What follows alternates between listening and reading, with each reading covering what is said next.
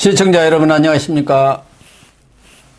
2월 10일 시사정담 시작하겠습니다. 시청자 여러분, 이재명 민주당 대표가 10일 오전 대장동 비리 의혹 수사를 받기 위해서 서울중앙지검에 2차 출석했습니다. 이 대표는 정치검찰이 정적을 죽이기 위해 칼춤을 추고 있다면서 유검무죄, 무검유죄의 검사 독재에 의연히 맞서겠다고 목소리를 높였습니다. 국민의힘 38 전대 경선에 나설 대표 후보로 김기현, 안철수, 천하람, 황교안 4명이 컷오프를 통과해 확정되었습니다. 최고위원 후보로는 김병민, 김용태, 김재원, 민영삼, 정미경, 조수진, 태영호, 허나 등 8명이 본선에 진출했고요. 청년 최고위원 후보로는 김가람, 김정식, 이기인, 장해찬 등 4명이 진출했습니다. 예상훈 변호사님과 주말 정치 이슈 분석 정리하도록 하겠습니다. 예 변호사님, 네. 먼저 민주당 이재명 대표 관련 소식부터 정리하도록 하겠습니다. 이재명 대표가 오늘 검찰에 서울중앙지검이죠. 2차 출석을 했습니다. 물론 그 이전에 지난달에도 성남FC 관련해서 성남지청에 출석을 했습니다만 중앙지검만 그렇죠. 2번 출석했습니다. 검찰에서는 이번에 뭐 200페이지의 질문서를 준비를 했다는데 아무래도 또 뭐 지난 뭐 성남FC 때처럼 또 1차 때처럼 진술 거부로 가겠죠. 그렇죠. 지금 이재명 대표의 뭐 검찰 수사에 대응하는 전술이랄까. 이건 뭐 명백해서 자기가 이게 계속 정치 탄압 또는 뭐 유검무죄, 무검유죄, 뭐 이상한 말까지 또 이 조의 천재 아닙니까? 사이다 발언이 뭐 이런 식으로 하는 사람이기 때문에 그 말을 하는 게 이 자리에서 몇 번 말씀드렸지만은 이재명 대표는 이번 그 대장동이라든가 계속 있는 성남FC라든가 모든 수사를 정치 탄압, 자기는 죄가 없는데 어떤 윤석열 대통령의 그 대선 카운터 파트에 대한 지고 나니까 탄압으로 몰고 가는 프레임을 만들어야지 본인이 대응하기가 쉽다. 이렇게 생각하고 있는 것 같아요. 그래서 아마 국회의원도 나서고 무리하게 그다음 당대표까지 모든 사람 그리고 더불어민주당에서도 뜻있는 사람들은 전부 다 이게 그래서는 안 된다고 말하는데도 불구하고 당대표까지 지금 꿰차고 있는 마당이거든요. 그러니까 그 검찰의 그런 상태에서 검찰 조사에 대해서 그게 뭐 부인을 하든 시인을 하든 또박또박 질문 하나마다 대답하는 것은 그런 프레임이 안 맞죠. 그렇기 때문에 그렇죠. 윤석열의 검찰에 하는 거는 정치 탄압에 불과하기 때문에 난 대답할 의미도 없다. 그게 솔직히 뭐 좀 쉽게 어떻게 말하면 저항권의 행사. 옛날에 민주 운동하던 사람들이 독재 정권에 맞서서 했던 게 저항권 아닙니까? 그런 식의 어떤 이미지를 국민들한테 주기 위해서 검찰 수사에 대해서는 한마디로 어떻게 보면 검찰을 좀 조롱한다고 할까요? 그렇죠. 검찰이 좀 전에 폄하하는 거죠. 정적 죽이기 칼춤 추는다. 뭐 이렇게 얘기하고 있지 200페이지. 그러니까 이게 아주 교묘하게 프레임이 짜진 그런 상태로 몰고 가기 위해서 사실 거부권을 바로 사실 거부권 행사거든요. 실질적으로는. 그렇죠. 국민들로부터 거부권의 행사를 한다는 그런 또 비난은 피하기 위해서 진술서를 내는데 결국 그게 거부권입니다. 왜냐하면 저도 지난주에 지방에 갔다 왔어요. 우리 피의자가 그 경찰 조사 받는데 거기도 우리도 변론 요지서 30페이지 작성하고 그다음 우리 피의자도 자기 나름대로 진술서를 한 6페이지 작성하고 제출했어요. 했지만 거기서 경찰이 묻는 건 꼬박꼬박 다 대답을 했거든요. 그 수사는 그렇게 하는 게 맞는 건데 이재명 대표는 뭐 역시 거물답게 거부권 행사로 지금 일관하고 있습니다. 그런데 이재명 대표가 또 하나 주장한 것은 지금 성남FC 사건 뭐 100페이지다 뭐다 해갖고 조사를 했는데 아직 뚜렷한 물증 하나 나온 것 없지 않느냐 이런 얘기고 또 김성태 송환되면은 이재명 끝장난다. 변호사비 대납 사건 이거 다 밝혀진다 했는데 구속 기소까지 되는 상황에도 지금 아무것도 나온 것도 없이 그 변호사비 대납 사건은 흔적도 없이 사라져버리고 느닷없이 대북 송금이니 뭐니 해가지고 억지로 북풍몰이 조작을 하고 있는 거 아니냐. 예. 왜 변호사비 대납 사건은 사라졌느냐. 뭐 이런 식으로 항변을 하면서 거기다 또 최근에 나온 재판까지 덧붙였습니다. 그 이른바 곽상도 의원의 50억 뇌물. 예, 예. 자기한테 수사력을 동원하는 그 10분의 1만 동원해가지고 50억 클럽 수사를 했으면 그 진상이 다 밝혀지고 곽상도가 어떻게 무죄가 나왔겠느냐. 그걸 국민들이 납득하겠느냐. 이렇게 해갖고 또 국민들 그 감성이랄까 또 합리적 이성을 좀 자극하는 측면이 있습니다. 최근에 많이 분노들 하고 있잖아요. 자, 하나씩 말씀드리자면은 변호사비 대납 사건. 저 개인적으로는 이게 가장 입증이 어떻게 하면 쉬운 사건이라고 봅니다.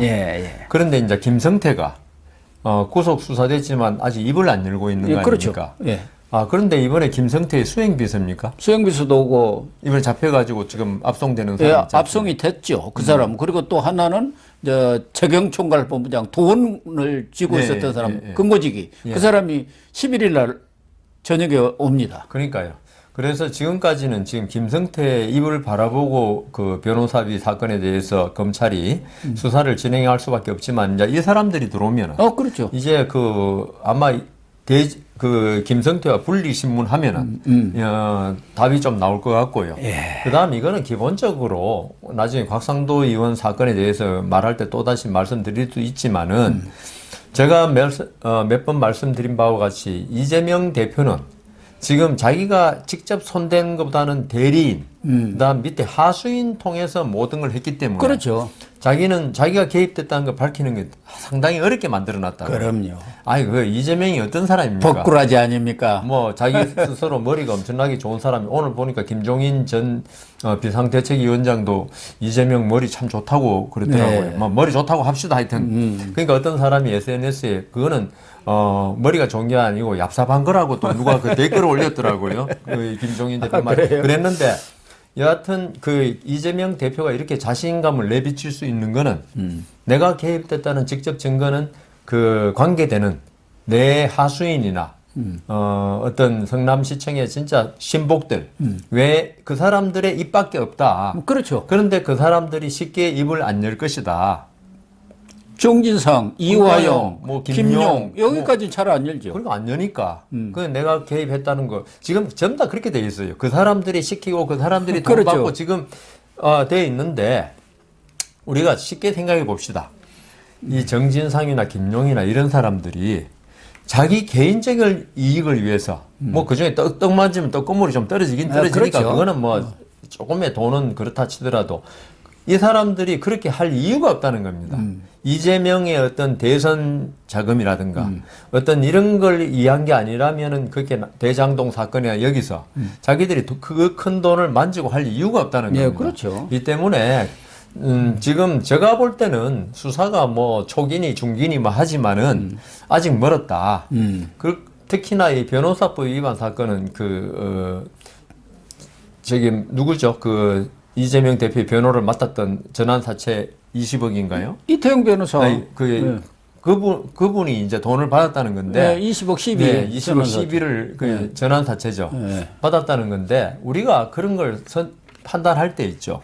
저는 그 이태영 변호사가 과연 그 변호사비로 20억을 받은 게, 전부 다 변호사비냐? 저는 그것도 아니라고 봅니다. 사실은. 그러겠죠. 그거는 이제 그 어떤 변호사비라는 그걸 통해서 통로를 통해서 또 다른 자금 마련이 아닌가. 비자금 마련하는 거죠. 왜냐하면 이재명 대표의 그 사건이 뭐 얼마나 큰 사건인지 몰라도 그 이태영 변호사는 사실 약관의 변호사거든요. 나이도 많지 않고 그런데 현직 경력도 없고 어떻게 23억을 받습니까? 그러니까 그런 현금 거는 3억이 또 있지 않습니까? 그건 말이 안 되거든요. 뭐 줄 수는 있지만 이제 제가 말씀드린 건 상식적으로 그 정도 돈이 가는 사건이 맞느냐.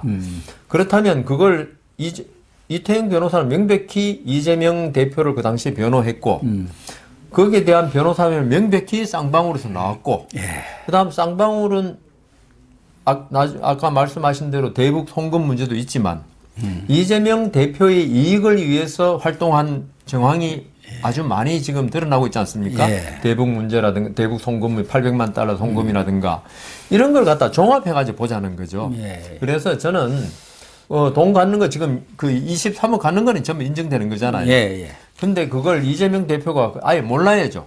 제가 없으려면은. 예. 그런데 그 이태영 변호사가 그러면 그 이재명 대표 자신이 돈을 변호사 수임료로 안 줬다면은 이재명 대표가 물어야 될 거 아닙니까? 네. 당신 어디서 돈 뭐 괜찮냐? 무료 변론 괜찮냐? 뭐 그렇게 하는데 그건 말이 안 되는 거잖아요. 그래서 그 이런 모든 정황을 종합해 가지고 지금 그 근고직이라든가 예. 이런 사람이 들어오면은 결국은 그렇죠. 밝혀지기 때문에 근데 그 사람들이 안 들어온 상태에서 예. 검찰이 변호사비 대납 사건을 김성태 입만 가지고 뭐 시인도 아직 안 했겠지만 수사를 할 수 없기 때문에 아직 그 안 들어온 거 안 밝혀진 안 거죠. 밝혀진 거지. 그걸 그리고 가지고 지금 대국민 프로파간다 선전전을 그러니까요. 하는 거 아닙니까? 그러니까 이재명 대표가 저는 머리 되게 좋다고 생각하는데 이런 거 보면 머리가 참 나쁜 것 같아요. 근데 그래서 뭐 여 변호사님처럼 이해하는 사람이 얼마나 또 있겠습니까? 그러니까 다른 사람들은 야 그러네 그런 사람들도 많죠. 그러니까 이런 거는 재판이나 수사 실무를 좀 해본 사람들이 쉽게 이해할 수 있는 거지. 일반 국민들로서는 예. 아니 제1야당의 대표가 저렇게 아니라고 그러는데 예. 그렇겠냐. 이거는 근데 저희들 같은 경우는 아니라는 게 도로 이상한 거예요. 그걸. 그래서 그 이재명 대표가 저는 이런 걸 보면은 좀 어떻게 보면 궁지에 몰렸다는 생각도 들고요. 예. 이런 사안에 대해서 뭐 정치 조작이니 소설 쓴다고 계속 말하는 게, 제가 진짜 제가 이재명 대표의 입장이라면은 그냥 담담하게 표현할 것 같아요. 나는 그런 사실에 개입한 것도 없는데 검찰이 왜 그렇게 심하게 조사하느냐. 이런 식으로 끝이지. 소설을 쓴다. 이거는 우리 그런 말 있잖아요. 강한 부정은 긍정이라고. 그래서 그런가? 그래도 참 내가 많이 억울하고 힘들고 괴롭습니다. 밤이 지나지 않고 새벽이 올 수는 없지 않겠습니까? 유난히 깊고 긴 밤을 건너는 지금 동트는 새벽이 반드시 올 것으로 믿습니다. 이런 말 하면 옛날에 무슨 YS나 DJ가 그 민주화 투쟁할 때 나서서 뭐 닭의 목을 비틀어도 예, 새벽은 온다. 뭐 이런 식이네요. 그게 아주 그냥 표절한 거야. 거의 시인이네요, 이제. 이게 이재명 대표가 수사를 오래 받더니만은. 표절이에요. 내년, 이번 봄에 예. 신춘문예 시 부분 당선될 것 같은데요. 그럴 것 같습니다. 어쨌든 이렇게 감성적으로 접근을. 그러니까 노무현 전 대통령의 예. 기타 치면서 노래 불렀던 감성 호소. 예. 그하고, 그러니까 진보 진영에 이때까지 이런, 특히 검찰의 강한 압박에 대응하는 태도를 보면요.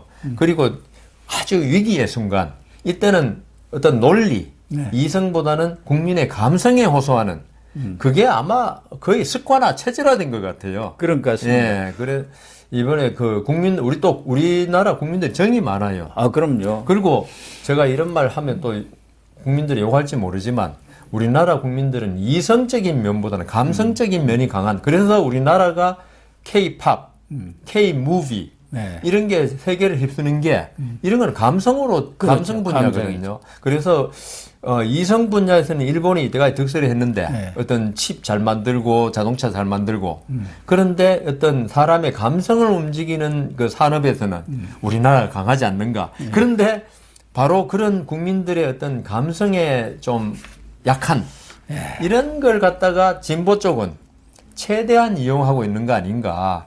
그러니까 이성적으로 나가면 있죠. 국민들이 이해를 못 해요. 그렇죠. 이해해 줄 생각도 안 하고. 그러니까 그래서 그 진보하고 보수가 붙으면요. 보수가 판판이 깨지는 게 보수는 이걸 이성으로 자꾸 호소하려고 그렇죠. 합리적인 네. 합리성을 뭐 추구하- 사과 뭐 하라 그래도 네. 계속 변명해가면서 이성적 논리를 네. 대가면서 국민들은 그냥 잘못했다 이 말을 바라는데 뭐가 어쩌고 해가지고 어쩔 수 없이 그 일을 할 수밖에 없었고 이러니까 국민들이 뻔뻔하다. 근데 진보는 탁 위기 순간이 되면은 그럼. 내가 참 탄압받고 참 눈물도 한번 흘려가면서 예. 그렇기 때문에 이게 그 대결이 좌우 대결이 벌어지면은 국민들이 판단할 때는 좌가 항상 참 불쌍하고 우리가 참 동정을 해줘야 될 그런 걸 해버리니까 이게 운동권하고 이게 그냥 비운동권 붙으면 승리할 수가 없겠더라고요. 그 노무현 전 대통령의 아주 대표적인 게 바로 그거 아닙니까? 마누라를 버리란 말이냐. 그 한마디로 네, 그때 끝나버렸잖아요. 뭐 빨갱이 용공, 논란이다, 예. 용공 논란이 싹 사라져 버렸잖아요. 그러니까 참 저는 그래서 예. 노무현 대통령이 정말 머리 좋았던 것 같아요. 예, 보면은 예. 국면 전환을 뭐 순식간에 해버리죠. 예, 그래 그걸 기타 치면서 눈물 한번 팍 흘리니까 사람들이 다 빨려들어요. 그러니까 이재명 대표가 바로 그런 교과서 좌파의 교과서를 지금 읽고 따라하고 있는데 예. 근데 이번에는 너무 그냥 많아가지고 그 교과서 짱이 이제 제일 뒷짱일 거예요 아마. 예.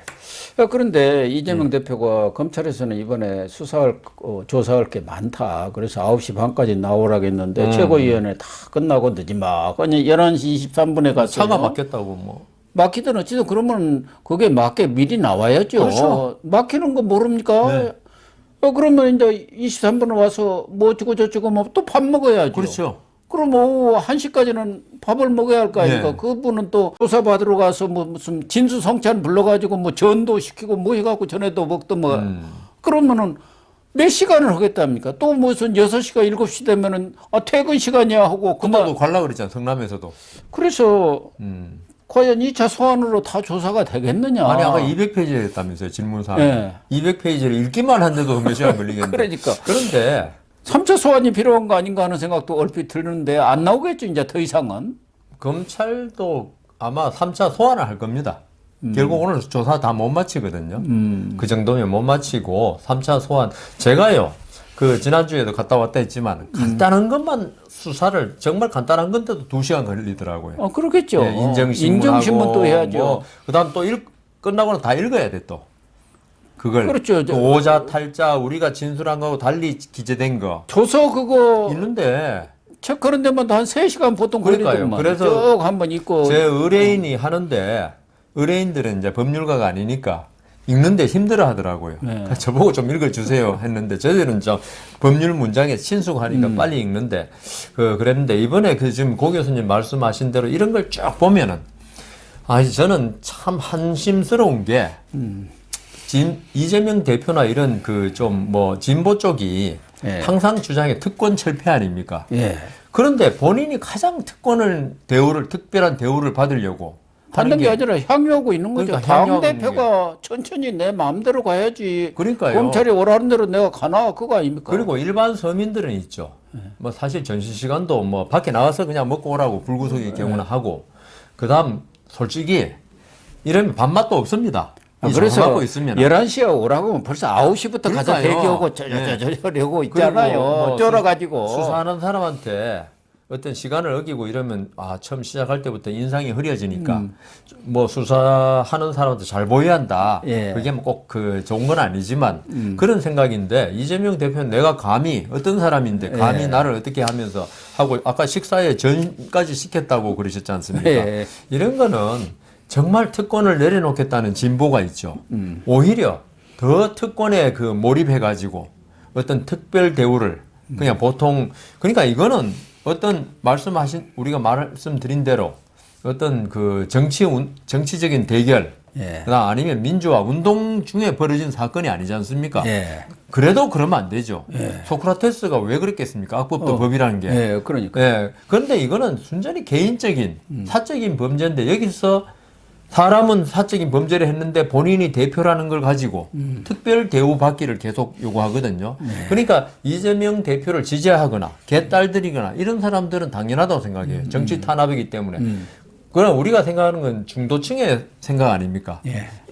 이런 사람이 볼 때는 정말 이건 잘못된 거라고. 그러니까 죄가 없으면 가서 정중당당하게 사실관계를 밝히고 이렇게 하는 게 마치 특별 대우를 받는다고 사실관계를 밝히는 거 아니잖아요. 그래서 이재명 대표에 대해서 그리고 저는 진보 쪽에 쭉 사람들에 대해서 맨날 주구장창 외치는 게 특권 철폐, 예. 그다음 특별 뭐 대우하지 마라 이런 건데 본인들이 가장 그걸 누리고 있어요. 예. 그러면서 민주화 그러니까 피부에 저 같은 사람 전혀 와닿지 않는 거예요. 자기가 진짜 정말 민주화 운동을 했으면 일반 서민들하고 똑같이 조사받고 이런 걸 나가야 되는데 정말 저는 이런 행태를 볼 때마다 지도자 아닙니까? 우리 국가의 한쪽에 지도자 같으면은 좀 지도자다운 좀 대인다운 모습을 보여야 되는데 이렇게 좀스럽게 어떻게 군다 이런 생각이 들어서 참 안타깝습니다.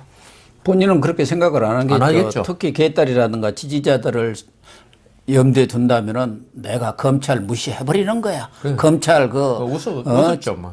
정치 탄압하는 건 나는 저항하는 거야. 네, 이렇게 네. 지금 그런 보여주기 위한 이미지죠. 것 아니겠습니까?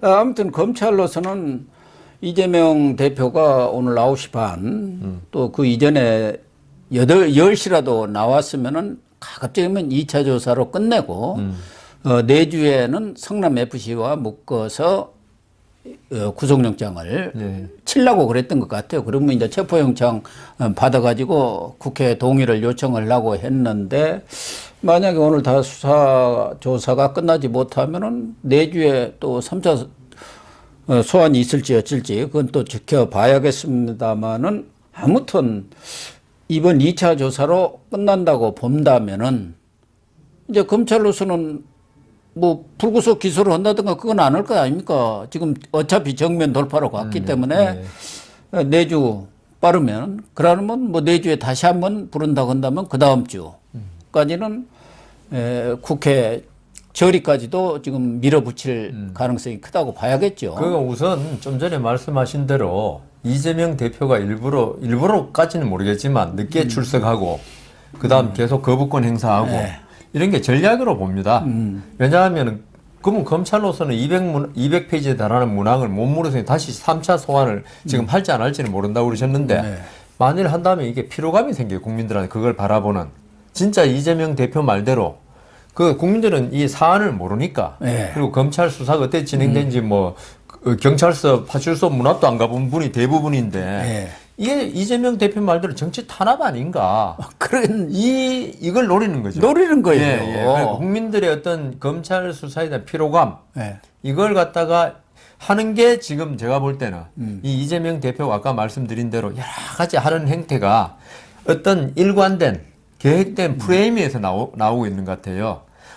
그리고 그럼 검찰로서 이것도 좀 딜레마가 빠지죠. 안 할 수도 없고 할 수도 없고. 아니 지금 자범 비리 수사를 하는데 이재명 대표가 지난번에 얘기했잖아. 내가 대선에 패배하니까 나를 죽이기 위해서 오라 그러니까 나 오라면 가야지. 그러니까요. 어떻게 이게 완전히 아니 말은 그렇게 피의자처럼 해놓고 검찰 그 조사에 대한 태도는 완전 제왕처럼 받고 있거든요. 그러니까 국민들한테는 야 대선에 졌다고 저렇게까지 하나? 그렇게 지금 촥 하는 거 아닙니까? 그리고 이때까지 우리 국민들이 검찰에 가지고 있던 이미지 그거하고 결합해 버리면은 야 검찰이 옛날하고 군사 독재 시절 검사하고 똑같네. 야당 대선 떨어지고 야당이니까 저렇게 하지 말. 그래서 그 사람들이 계속 야당이 지금 주장한 게 김건희 특검 이런 거거든요.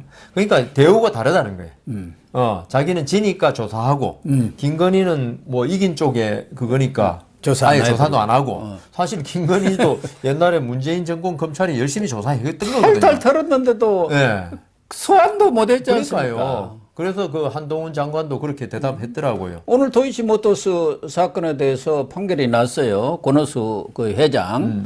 그 사람은 2년 징역에 뭐 3년 집행유예, 3억인가 뭐 30억인가 뭐 추징인가 이렇게 됐는데 그 내용 중에는 김건희라든가 그 관련된 공모자들에 대해서는 일체 언급이 없습니다. 그냥 무죄다 이렇게 되어 있는 그리고 거예요. 그리고 지금 그 권 회장이라 그랬나요? 그분이 집행유예 나온 걸 보면은 그 권 회장 자체의 범죄가 규모가 그렇게 심각하지는 않다는 거예요.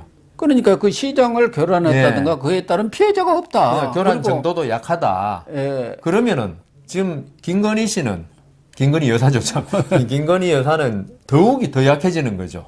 투자자의 한 사람으로 이렇게 보는 거죠. 개입 정도가. 전주도 아니고 전주도 아니고. 그래서 뭐 정보를 물어봤다 정도 이런 건 처벌을 못 하거든요. 그래서 제가 볼 때는 지금 이 이재명 대표 한마디로 이런 식으로 하면 안 됩니다.